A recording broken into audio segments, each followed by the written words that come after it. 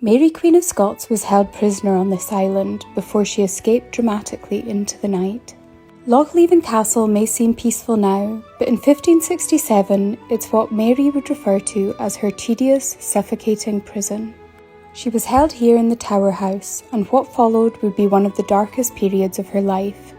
She arrived pregnant, but just 2 months later she miscarried twins. Still weak and confined to her sickbed, she was then forced to abdicate her throne. And as if that wasn't enough, on the 29th of July 1567, guns were fired, bonfires were lit, and celebrations were held in the courtyard outside, marking that her infant son, James VI, would be taking the throne, whilst Mary remained locked inside, listening. She was guarded constantly, but not everyone here was her enemy. The Laird's brother, George Douglas, and a young man named Willie Douglas quietly became her allies. Willie had grown fond of the Queen, and had started smuggling letters beyond the walls.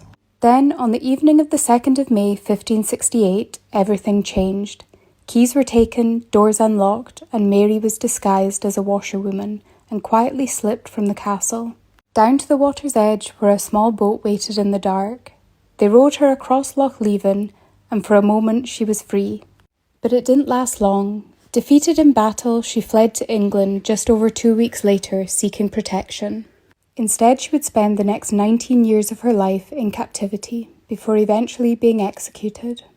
Visiting Loch Leven Castle, it's almost impossible to imagine what she would have endured. The isolation, the loss, the loneliness. But somehow you can still feel it, woven into every part of this place.